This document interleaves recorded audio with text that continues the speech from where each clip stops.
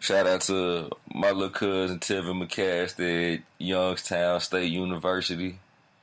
Go Gwins. A few plays later, it's Newcastle native Tevin McCaster plowing in from a yard out. 3 minutes later, Gwynn's at it again. Back to McCaster. He plunges in from a yard out. He racked up 144 yards on the ground, over 2,000 yards in his career, 20th Penguin to do so. Class back in session, even in the off season. He's Hoopcast. Wotch Mor Hoops Wednesday, powered by AnimalHeezy.com. Please visit AnimalHeezy.com at your earliest convenience and invite yourself to some dope ass, trill ass, real ass, kill ass, steal that North Memphis ass shit. And at the time, like I always do, gotta give a rest in peace shout out to my big homie Kahuna. Rest in peace, big homie Kahuna. RIP my nigga Reid Goku on y'all ass straight like that. And we back with Wotch Mor Hoops Wednesday, first Wotch Mor Hoops of October. And if this happens to be your first time checking this shit out, man, it's Wotch Mor Hoops Wednesday, the segment of the Heezy Hoopcast where we don't just boycott the NFL, we don't just protest the NFL, we clap back at them hoes like blah, blah.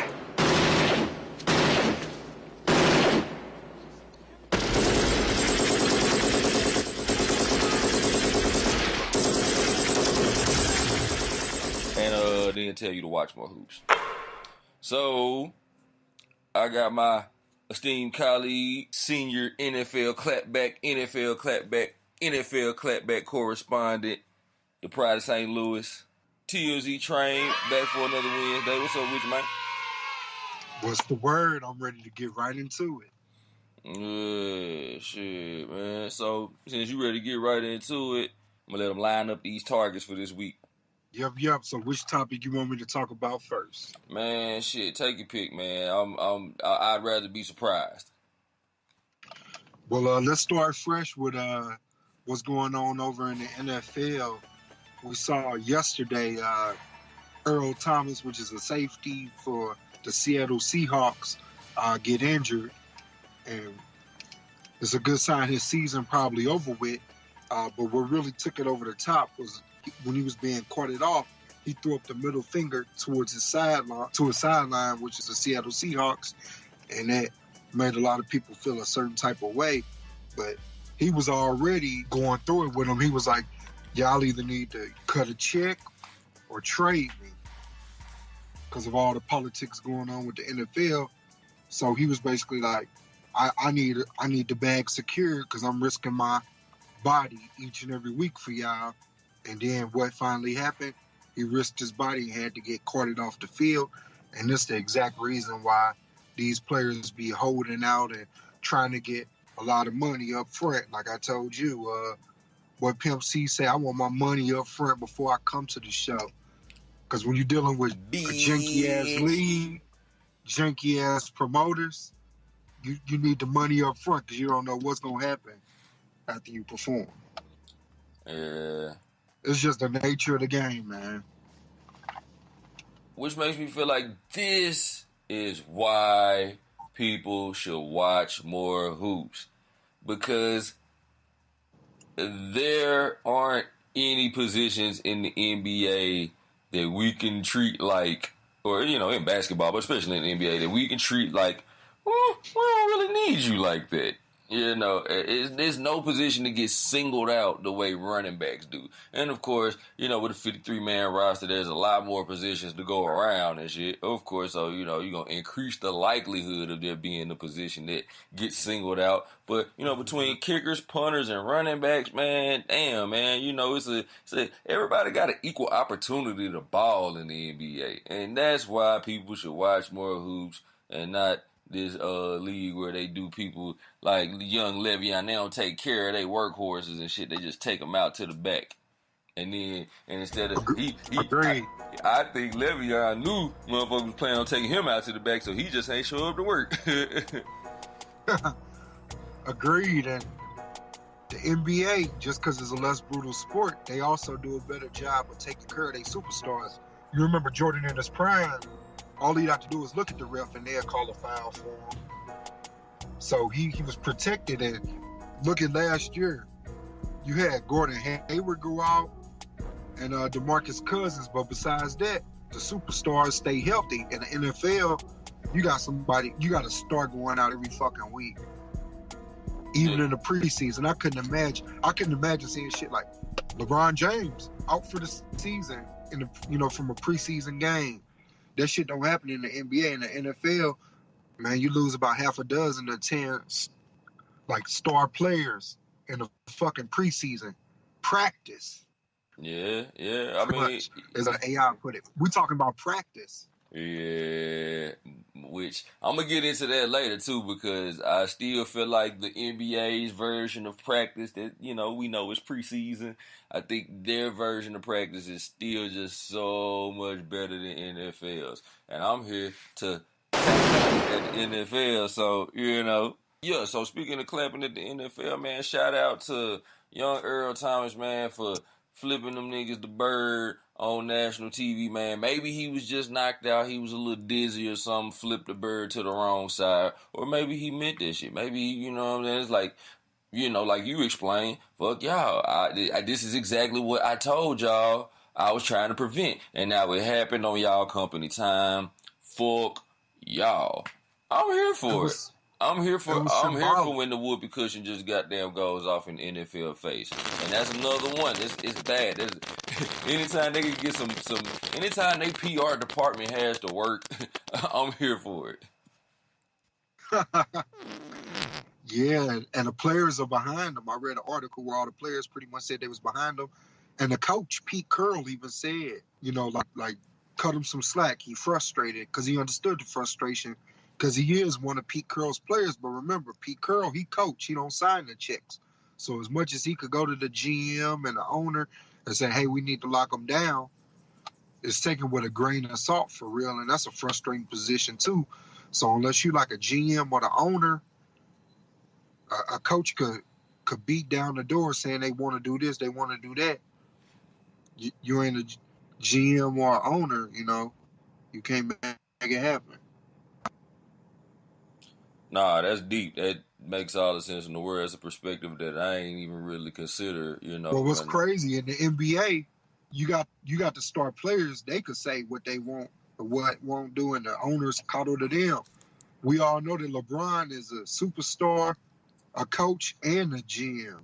Yeah, like they inherently have an easier situation to try to navigate. Football is such a complex sport. You got offensive coordinators, defensive coordinators, special teams coach, 53-man roster, you know what I'm saying? You got the practice squad, the regular squad, the second squad, the quarterback coach. You got all of these, like this insane amount of moving parts to keep up with. And basketball is inherently easier to keep up with. I mean, because it's just like a company. The more people you got, the more you become a number. But when it ain't that many people, everybody have impact. Everybody know your name, your face, and all that. But the bigger is a company growing scale, you just a number. And I would be willing to have sympathy for the dilemma that the NFL is facing, dealing with such a complex situation and a complex business structure. I would be willing to afford them some sympathy if it were not for all the blatant times they showed me they don't fuck with niggas like me. So I'm taking it personal. Wotch Mor Hoops. Hey, what else you got in the grab bag?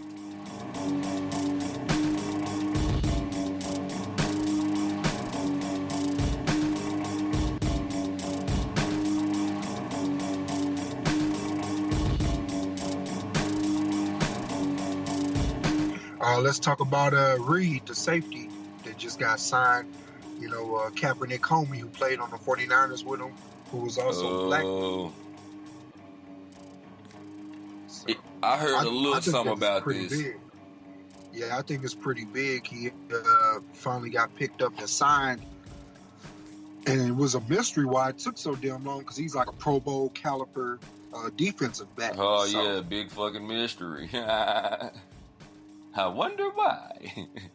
But he been quiet for real too, so it's kind of like it simmered down, and of course people gonna mention it, but he ain't keep striking chords like they say Kaepernick.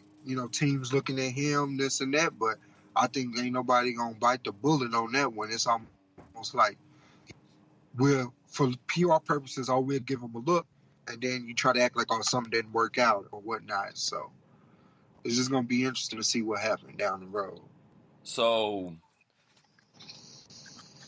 Kaepernick is one thing. I'm gonna get back to Kaepernick.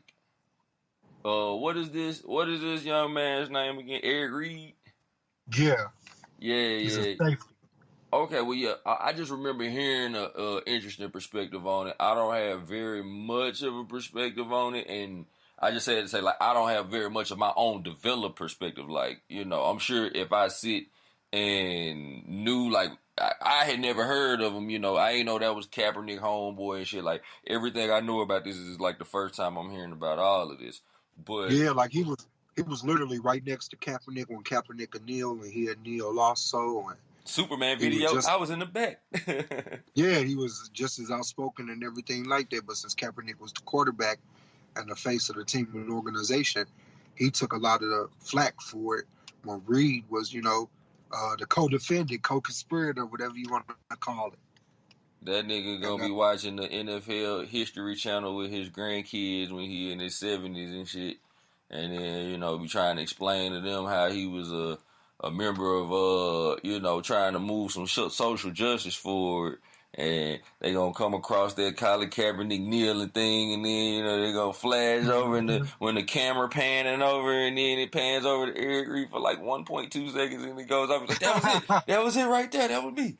But, no, the only interesting perspective I heard on it, though, was that he got a second shot because, and I think I didn't say this about him specifically, but I did a podcast before because I've been on this Kaepernick shit for a while because it's such an intriguing turn of events in the NFL. Like, it intrigues me more than anything. All of the ins and outs, the could be, the couldn't be. Like, it continues to be so intriguing, no matter as far as, like, this my man, this my, blah, blah, blah, blah. Like, I'm just on the side of what's right.